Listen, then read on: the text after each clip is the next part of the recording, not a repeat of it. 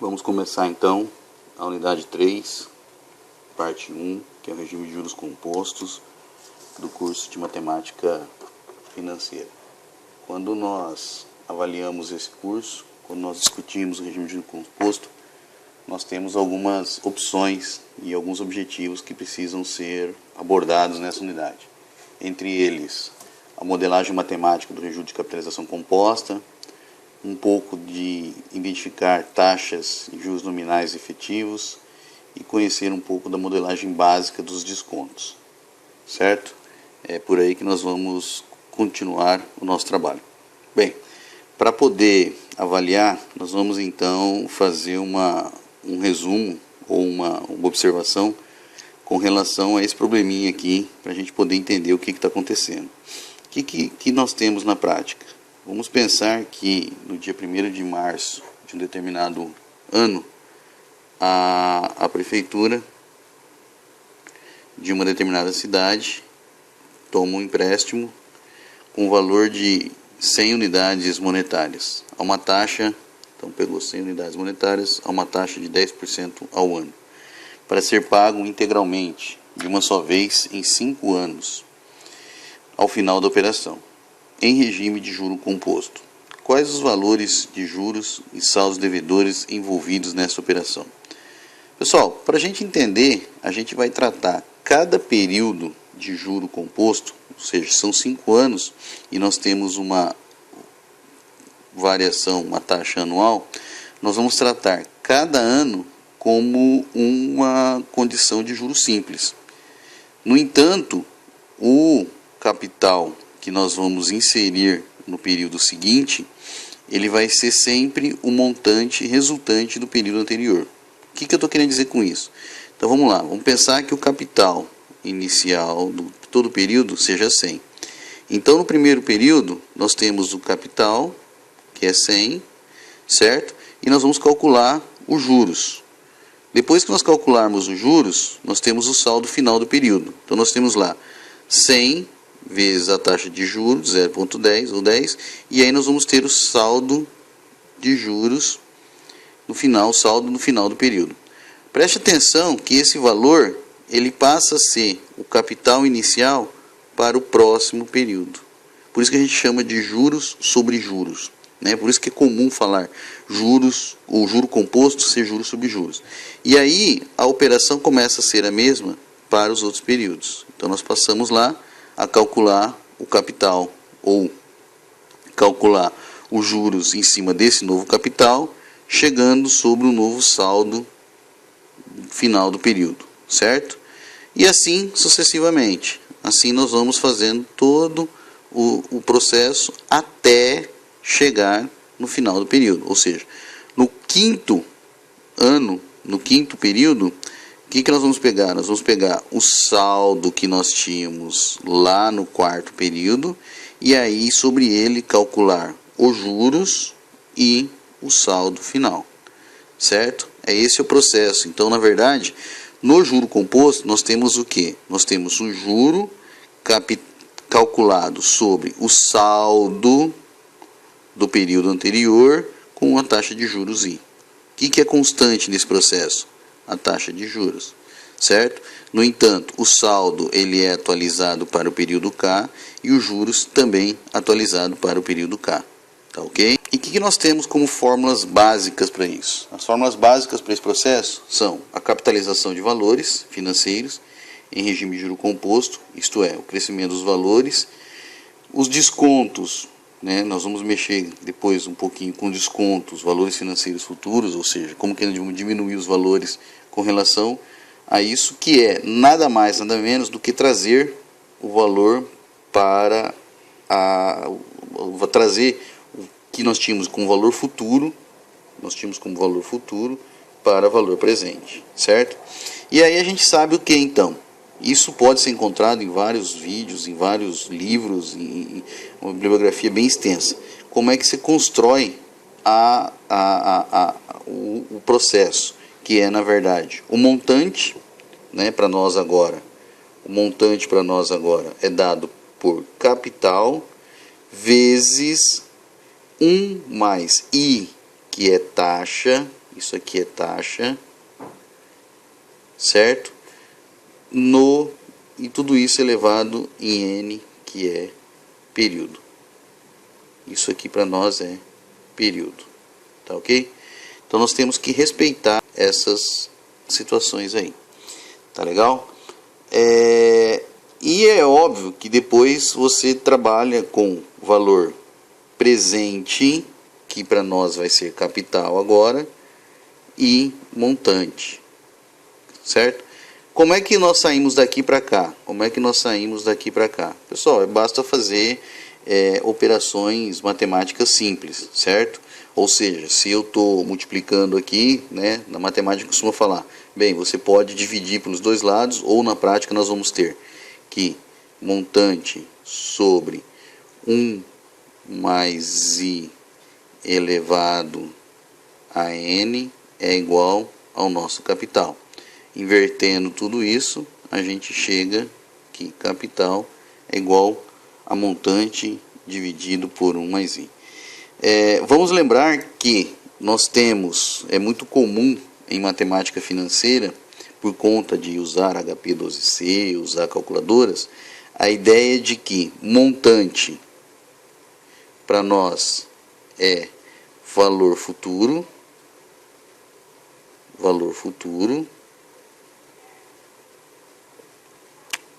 certo? Ou montante é FV e capital é valor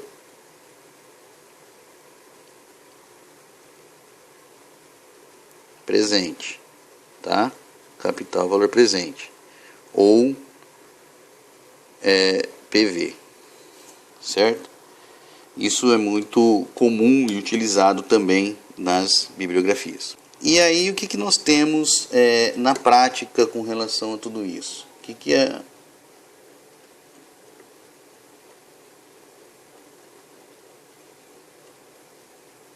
A gente encontra nesse processo como um todo. Se nós olharmos o fluxo, nós temos o capital, ou o nosso valor presente,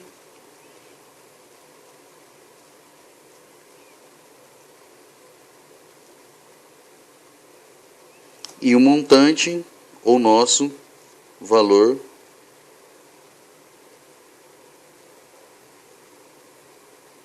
futuro, certo?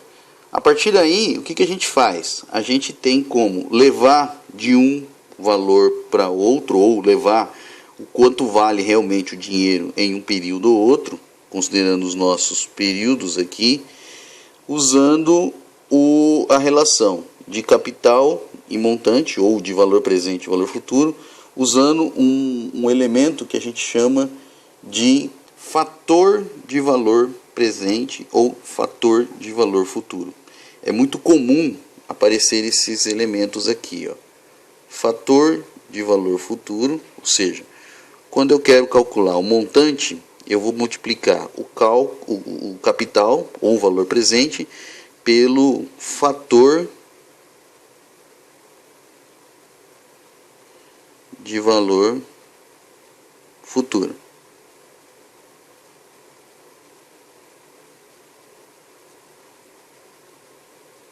Valor futuro.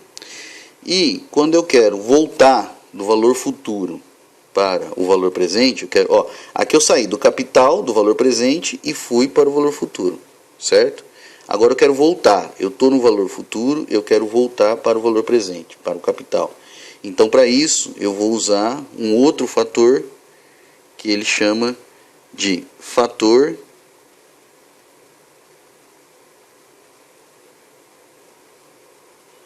de valor presente, certo? Fator de valor presente. Esses valores normalmente são tabelados, eles já saem toda vez que vocês vão fazer uma compra, que vocês vão verificar que existe uma tabelinha, que é o que o cara pega e multiplica o valor do determinado bem por uma tabelinha, e aí ele vai ter normalmente uma relação já de fator de valor futuro. E aí normalmente também se faz as prestações a partir daí, tá ok? Bem, e o que nós temos então para capitalização e desconto, né? O que entendemos por isso? A partir desses pontos nós temos que adotar algumas nomenclaturas, que é o que eu já vinha falando com vocês, que é o valor presente, o PV, e o valor futuro, o FV. E a capitalização ou desconto, normalmente eles se reduzem a dois grupos específicos, que é, vamos imaginar no primeiro grupo, que nós conhecemos o par de fator de valor, certo? E aí a gente tem ou o valor presente ou o valor futuro, e nós queremos calcular ou o valor futuro ou o valor presente. Ou seja, nós conhecemos um dos elementos e queremos calcular o outro, certo? Esse é o primeiro grupo. O segundo grupo, que é muito comum também, é conhecido apenas um dos elementos do par. Então nós temos uma tabela lá, que é juros e período. Lembrem que isso aqui é taxa, tá? Isso aqui é taxa de juros e esse aqui é o período. Por que isso é tabelado, pessoal? Porque isso aqui é juros sobre juros. Isso aqui tem uma matemáticazinha um pouquinho mais chata, mais rebuscada por trás, tá legal? Então, conhecido ou o I, ou a taxa, ou o período. E aí você conhece os outros dois elementos. Você conhece o valor futuro e o valor presente. Normalmente nós queremos encontrar ou N ou I. Esse aqui é parte do problema, tá legal? Bem, os problemas do primeiro grupo são facilmente resolvidos, normalmente por calculadoras ou tabelas financeiras, certo? Uma vez que nós conhecemos os fatores. Esses fatores aqui, ó, esses caras aqui, são tabelados, tá ok? Então nós não precisamos nos preocupar com isso. Agora, os outros, normalmente a gente costuma ter alguns probleminhas e algumas operações matemáticas para encontrar, tá legal? Bem, vamos lá então. Nós queremos calcular o montante de um capital de 1.000 unidades monetárias aplicados por 6 meses a uma taxa de juros de 3% ao mês, sabendo que a capitalização é mensal. Como nós estamos trabalhando com juro composto, é óbvio que nós não vamos nos preocupar aqui com juros simples, tá legal? E aí a gente tem aqui uma tabela que a gente chama de tabela de fator, que leva em consideração a taxa e o N, tá ok? Então, como nós sabemos que eu tenho 3% ao mês no período de 6 meses, eu já tenho que encontrar qual é a minha taxa, o meu fator de acumulação de capital, o meu fator de valor futuro. Por quê? Porque se ele falou que eu tenho capital, então eu tenho valor presente, certo? Eu tenho valor presente, que é 1.000. Eu tenho a taxa, que é 3%, certo? Ó, valor presente, taxa, e ele me deu o período de capitalização, e ele me deu o N, que é 6, certo? O que ele quer calcular? Ele quer calcular o valor futuro, certo? Bem, o que nós sabemos? Nós sabemos que valor futuro é igual valor presente vezes o fator, né? O fator de valor futuro, certo? Ou nós podemos fazer também que valor futuro é valor presente vezes 1 mais I vezes E elevado a N, tá ok? Então nós teríamos aqui, ó, valor futuro é igual valor presente vezes 1 mais I. Lembrem que I é 0,03 elevado a 6. Elevado a 6. Tá ok? Isso aqui, 3%, é 3 dividido por 100, que é 0,03. Não podemos esquecer isso. Bem, fazendo essa continha, aqui nós temos que valor futuro, que é o que eu quero, é o meu 1.000, vezes essa taxa aqui para 3 e 6. 3% e 6. Normalmente isso é tabelado. Então eu tenho na tabela aqui, ó, o 3 e o 6, que vai dar quanto? 3 e o 6, ele tem um valor que já é tabelado, que é 1,3% e 6 meses, ó, você tem 3% aqui e você tem 6 meses aqui, nós vamos ter 1,1941. Então vai ser 1,1941. 1,1941, nós vamos ter então um valor futuro de 1.194,05. Certo? Esse aqui já é a relação 1 mais i elevado a n. Tá legal? E o exercício 3.2, o exemplo 3.2, faz exatamente o contrário. Ele diz o seguinte: qual é o valor de um capital que é aplicado por 6 meses a uma taxa de juros de 3%? Ó, então agora eu quero saber, eu tenho uma taxa de juros, um período de 6 meses aplicado a uma taxa de 3% ao mês, gerando um capital de 1.000 unidades monetárias. Então é o mesmo problema. A diferença agora é que eu tenho o valor futuro, que é 1.000, eu tenho a taxa que é 3% ou 0,03 e eu tenho o período que é 6. Eu quero saber que valor futuro que gerou isso aí, certo? Gente, é a mesma coisa, é a mesma situação. A diferença é que agora eu sei que o valor presente, o PV, ele vai ser dado por quem? Pelo valor futuro dividido por 1 mais i elevado a n, certo?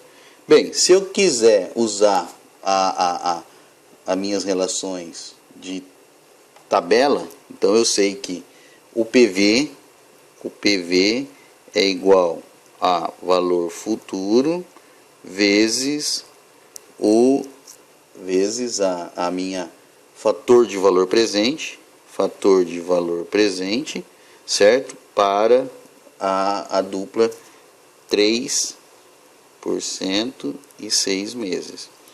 Eu vou lá e busco o que é 3%, o que é 3%, o que é 6 meses. Então nós vamos encontrar aqui a mesma relação, 1,19, certo?